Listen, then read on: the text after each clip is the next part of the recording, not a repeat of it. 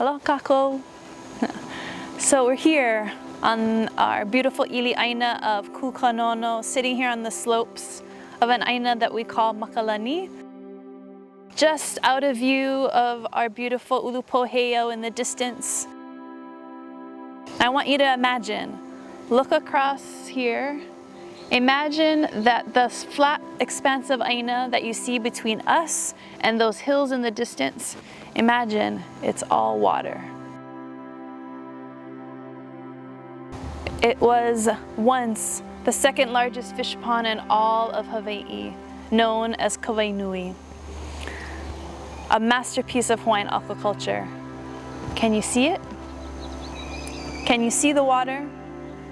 Now, imagine there are two beautiful women standing atop those hills in the distance. Their names are Hiiaka and wahine o ma'o, and the name of those hills are Mahinui. And you might be thinking, Hiiaka, I know that name. Yes, that same Hiiaka. The Hiiaka, the youngest sister of Pele, who was sent on an epic quest to fetch the lover of her elder sister and bring him back to her on Hawaii from Kauai. So after traveling from Hawaii to Maui to Molokai, Hiiaka and her companions made their way here to Oahu. After spending time coming around Makapu'u, Waimanalo, they came into Kailua, and here she was fed the delectable luau of ka'anahau, the sweetest she had ever tasted. She felt the small-eyed o'opu of Kawainui. She experienced the magical makale branch of Kawainui. Ua ike maka oia ia Kailua. Ua ike maka no ho'i oia i ka nani o Kailua.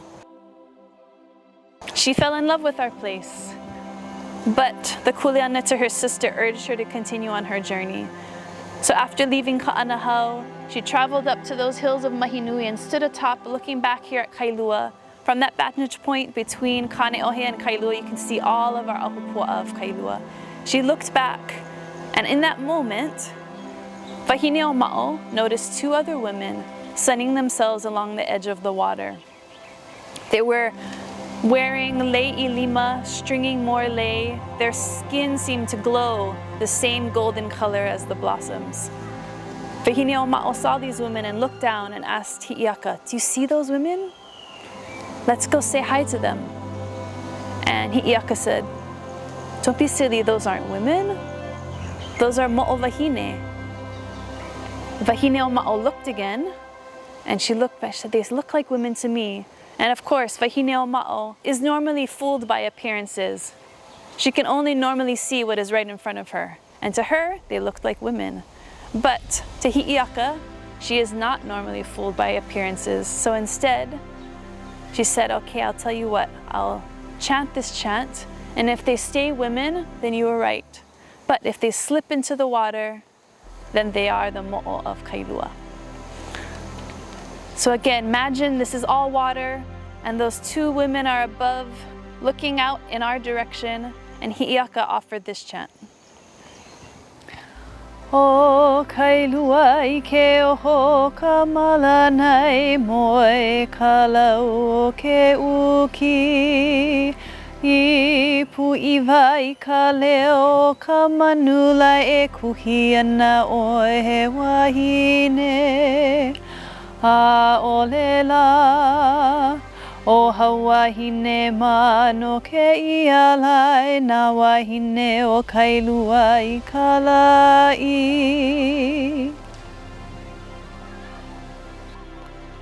And just as Hiiaka predicted, the women slipped into the water and disappeared.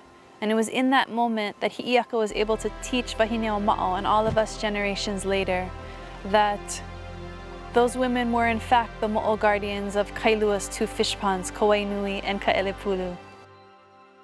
We also learned the important lesson that we have to look below the surface, beyond what is visible right there in front of us, because most of the time, it's those things that are just beneath the surface that are what needs our attention. When we breathe new air, we breathe new life into these words of our kupuna like Hiiaka. We bring their stories to life, and instead of transforming mo'o like Hiiaka did, we're starting to transform mo'olelo. Mo'olelo that are imposed on us, mo'olelo that are incomplete, those moʻolelo that tell only one side of the story. And in Kailua, those moʻolelo speak of a Kailua absent of Hawaiians, absent of Hawaiian culture, absent of anything to do with aina, a community in aina not worth reviving or restoring. But when we tell these stories of teaching us to look below the surface, we do that in Kailua. We see that Kailua is actually the home of deep ocean voyagers like Kauluakalana.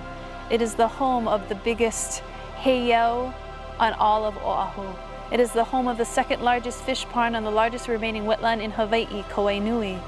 It is the home of lo'ikalo that are still fed by spring water that bubble forth from the base of our heiau. This is the Kailua of our past, the Kailua of our present, and the Kailua we hope to build for our future. When we tell our mo'olelo in the places where they were first originated, the kupuna of those places hear us. They hear our words calling out to them. And in the moment, they recognize us and we recognize them, and our relationships are restored. When we tell our stories and we relive our stories in these places again, those stories become a part of us, inseparable, unforgettable, informing how we engage with ourselves and each other and our aina forever. So we return now to this place, to these slopes of Makalani, and we look back out, and I ask you again, can you see the water? Can you see the water out across between us and Mahinui? Can you see the women, Hiiaka and wahine o ma'o, on the top of those ridges? Can you see their words dancing across the water through the uki blades, striking the two women that are on the edge of the water line here, draped in le'i lima, slipping into the water? Can you see how wahine ma? Can you see them? Can you see the Kailua of generations past, of Kailua that we're hoping to build for generations in the future? Can you see them? I hope so.